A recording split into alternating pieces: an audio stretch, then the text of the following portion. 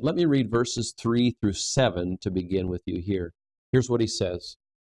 As I urged you when I was going to Macedonia, remain at Ephesus, that you may charge certain persons not to teach any different doctrine, nor to devote themselves to myths and endless genealogies which promote speculations rather than stewardship from God that is by faith. The aim of our charge is love that issues from a pure heart and a good conscience and a sincere faith. Certain persons, by swerving from these, have wandered away into vain discussion, desiring to be teachers of the law without understanding either what they are saying or the things about with which they make confident assertions. Now, if I hadn't done the background study with you, none of this would have made any sense. But my hope is that as you were seeing or reading these verses, you go, different doctrines. He was talking about that. Temple to the goddess Diana or Artemis. And there was this cult and this was going on and all these different teachings. And Christianity is beginning to grow and spread and different teachers are coming in. He goes, that's the problem, what's going on in us here. Paul says, Timothy, listen, I left you to be in charge, and you have to tell these people, don't teach these different doctrines. Don't. Timothy, you know the truth. You have to tell them the truth that is going to set them free. Timothy, don't let them teach this different doctrine. Don't let them devote themselves to myths and endless genealogies. You see, sometimes what people do is they love detail so much that they say, oh, well, I'm an ancestor of such and such, and my wife is an ancestor of such and such, and, because of that, then, we're more special than you are, and on and on, and this. He goes, but they're diving into these different doctrines, and they're speculating, and they're saying, well, we have this relationship with God that obviously you don't have, and, we're more holy, or we're more special than you. And he says, Timothy, don't let them do that. In verse 5, he said, the aim of our charge is love that issues from a pure heart, a good conscience, and a sincere faith. Let's talk about those three phrases a little bit. A pure heart. In the Bible, the heart is symbolic for the center of our beings, the center of our passions, the center of who we are. He says, Timothy, our message is a message of love, and it comes from a heart that is pure, a heart that is right, a heart that has been made righteous by the saving and cleansing blood of Jesus Christ. And these people are arguing about these things. They're having these discussions about things. Their hearts are not pure. There are times when I think about that pure heart and I go, Lord, I don't even know if my heart is pure. How am I supposed to know if I'm teaching what's right? How do I know if I'm doing it with the right motives? You have made me righteous by saving me. You have applied the blood of Jesus Christ to my life. You have given me your purity and your integrity and your life. But how am I supposed to live? It says all of this comes. Our charge is love that comes from a pure heart. If I'm not loving the people that I'm serving, then it's time to examine my heart. Is it pure? Is it right? The second one, he says, is a good conscience. Now, when I was a little boy, I had a very oversensitive conscience. Everything bothered me. I remember we went swimming one time. We have these swimming pools in America where you pay a small amount of money and you can swim for the afternoon, and it's this wonderful place to swim. And my parents had given me a dollar to pay for my swimming. And so a bunch of us little boys, some adult had taken us to this town that had this swimming pool. And I went there, and I gave my dollar to the young man who was working at the swimming pool. He says, oh, that's okay. You don't have to pay me today. Now, any normal little boy would have said, good, now I have an extra dollar in my pocket. I can buy a pop or a candy or something. But I said, no, it costs $1. I have to pay for the swimming. And he looked at me like, are you crazy? I just told you that you could swim for free. But he took my dollar and he kind of went, go ahead and go. See, I had this conscience that wouldn't let me be free to do anything. He says, is that what Paul's talking about with a good conscience? No. He says, I want your conscience to be at peace. I want it to be at rest because you have this relationship that is wholesome and that is right. For example, with my relationship with my wife, Trudy, There are times when we have great harmony, and there are times when we are not in great harmony. And when things are not going well, there's something inside of my mind that says, why aren't you being nice to her? Why did you say that to her? And inside I have this little argument with myself. Well, she said this to me. Well, she should know better than that. And it's like, my conscience is not right. He says, Timothy, if belief drives behavior and love is what motivates us as Christians to do what we do, then Timothy, part of that is having a good conscience. Not a perfect conscience, not a, oh, I'm sorry, I messed up again, but saying, you know what, Lord, my conscience is right with you. There isn't anything that Satan can throw against me that would knock me down, because as far as I know, I am in right relationship with you. The third thing that he says a pure heart, a good conscience, and third, a sincere faith. A sincere faith. Faith, we say the word is trust. A sincerity of faith. See, what these people were teaching was not out of sincerity. They were trying to make their own followers. They were trying to get ahead at the expense of other people, and they're saying, please follow us. But it wasn't a sincere and it wasn't a genuine faith. It says, Timothy, I want you to have a love that is motivated by these things, a pure heart, a good conscience, and a sincere faith. Now let me encourage you a little bit. When I read a verse like this, I would get the impression that I can't be a good Christian because I can't do these things. See, he didn't write a verse like that to make you feel guilty or to say, oh, you should have done better.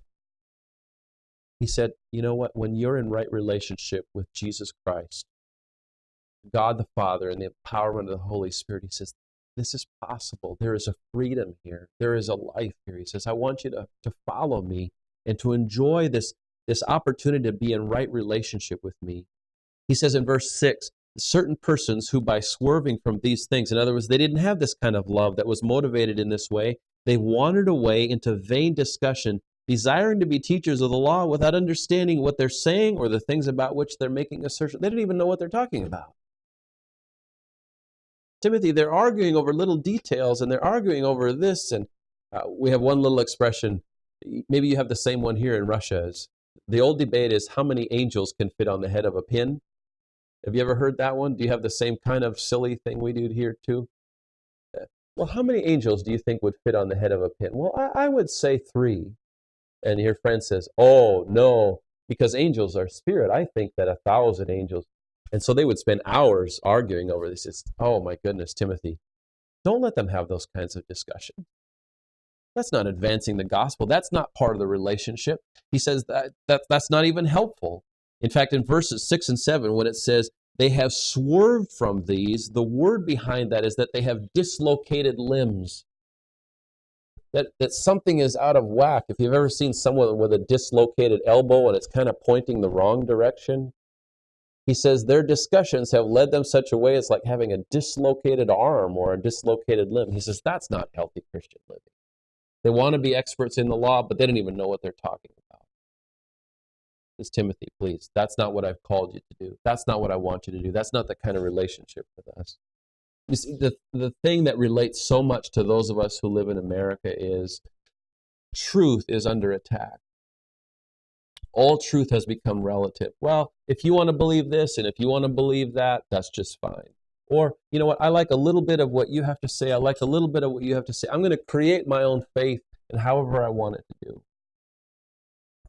And these vain discussions break out. Well, I like this part of the Bible. I like that part of the Bible. I like this part of the faith. No, that's not what it's all about. Timothy, I want you to step into these discussions and say, no. We cannot allow ourselves to be disconnected and dispersed from the gospel of Jesus Christ in ways that distracts us, in impossible ways that ends up damaging the very churches in which we serve. Timothy, please jump in and get involved. And now I want to read the last few verses of this first section, verses 8 through 11. And Paul makes some interesting assertions here that are very important for us. So here's verse 8. Now we know that the law is good if one uses it lawfully, understanding this, that the law is not laid down for the just, but for the lawless and disobedient, for the ungodly and sinners, for the unholy and profane, for those who strike their fathers and mothers, and for murderers, the sexually immoral, men who practice homosexuality, enslavers, liars, perjurers, and whatever else is contrary to sound doctrine, in accordance with the glorious gospel of the blessed God with which I have been entrusted. They go, wow, that's quite a list. Paul, where did you come up with all of that? Essentially what he's doing is he's saying, if you know, and every good Jewish person would know at least the Ten Commandments, what you have in this list of particular sins is very similar to those Ten Commandments. You shouldn't murder, the sexual immorality, the various things about God. And he goes, listen, you understand why the law was given. In fact, we understand that the law was given for the lawbreaker, not for the one who is going to follow the law. And I go, what do you mean? Let me give you an example. I know that in the United States, there are speed limits. You have speed limits here too. You're only supposed to drive a certain amount of speed. For example, we have miles per hour, you have kilometers, but on our highway that goes by our city, the speed limit is 70 miles per hour. It's a little over 100 kilometers an hour for you. But when I drive 70 miles an hour, there's part of me that goes, if I could just drive a little faster. I don't want to drive a lot faster. I want to drive a little bit faster.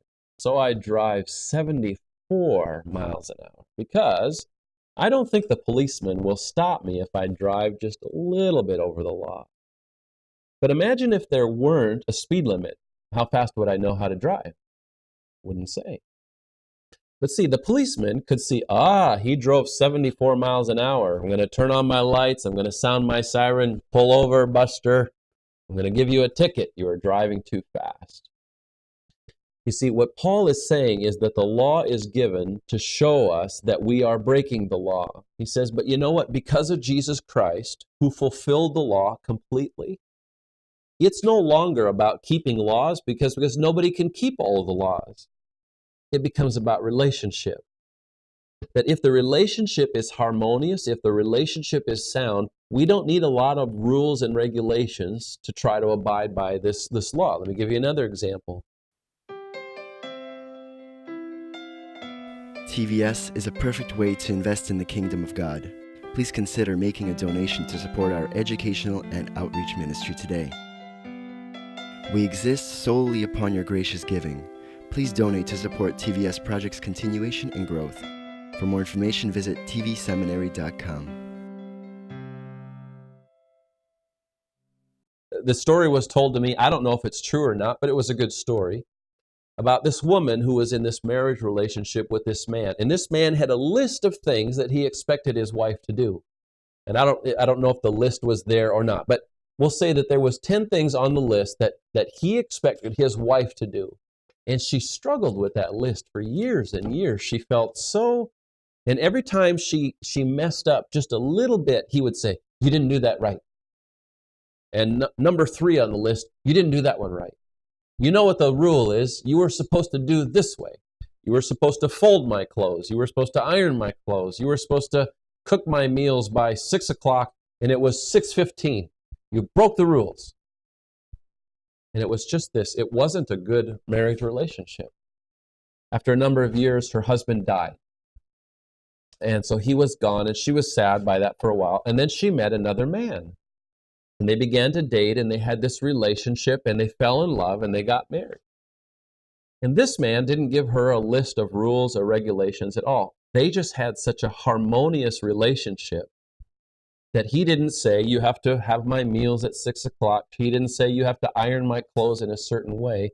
He didn't ask her to do any of those things. Their relationship was so good and so open and such great communication that she found herself doing the things on her first list without him asking her. She found that she did the things that her first husband asked her to do, but she could never measure up to. She found that she did them for her second husband simply out of love and out of relationship. And I think that what Paul is saying to us is here. He says, listen, the people, Timothy, that are trying to teach to do this and don't do this, he says, and they're falling under the prey of the law, he says, that's not what the gospel of Jesus Christ is all about. And these people end up demonstrating how unholy and how profane and what kind of people they really are because they continue to break the law. He says, but when you have a relationship with Jesus Christ, and I think that's why Paul breaks into such worship there in verse 11, in accordance with the glorious gospel of the blessed God with which I've been entrusted. Once in a while, whenever Paul writes, he'll be writing about a theme, and all of a sudden he breaks out into a little doxology. He'll break out into this little praise. And right at the end of this section, I think that's what he's doing. He says, that's not the gospel of Jesus Christ.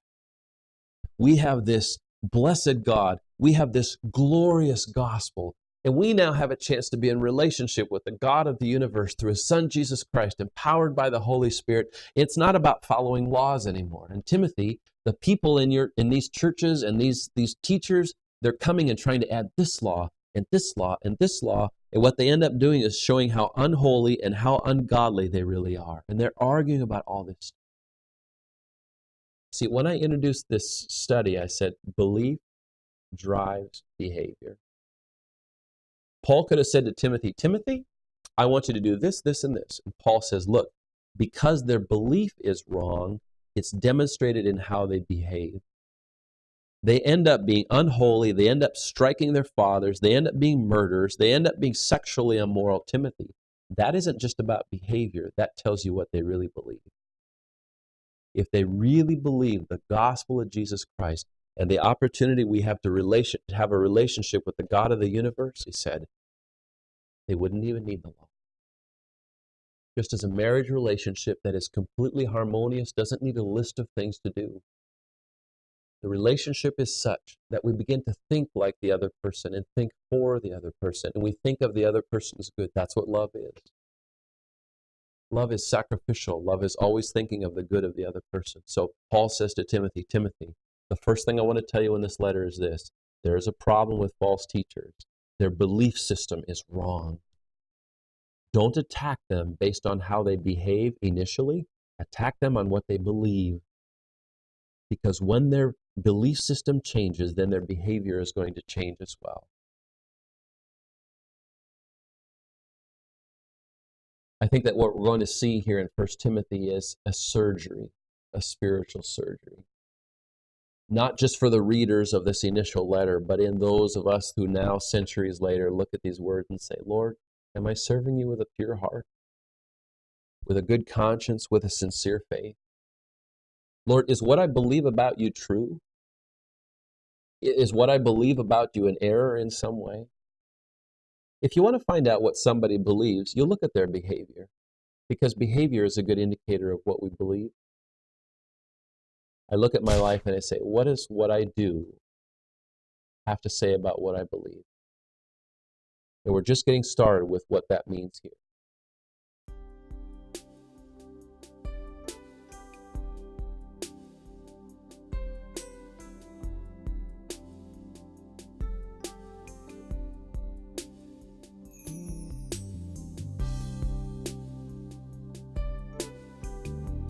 Now he who supplies seed to the sower and bread for food will also supply and increase your store of seed, and will enlarge the harvest of your righteousness. You will be enriched in every way, so that you can be generous on every occasion, and through us, your generosity will result in thanksgiving to God. 2 Corinthians chapter 9, verses 10, 11. How to give to TVS Ministry. You may give online at efca.org/givenow. In the description place, write Russia Distance Learning, account number 24109-0150. Or make checks out to EFCA. Write on the check memo line, Russian Distance Learning, account number 24109-0150. Mail to EFCA Donor Services, 901 East 78th Street, Minneapolis, Minnesota, 55420-1300.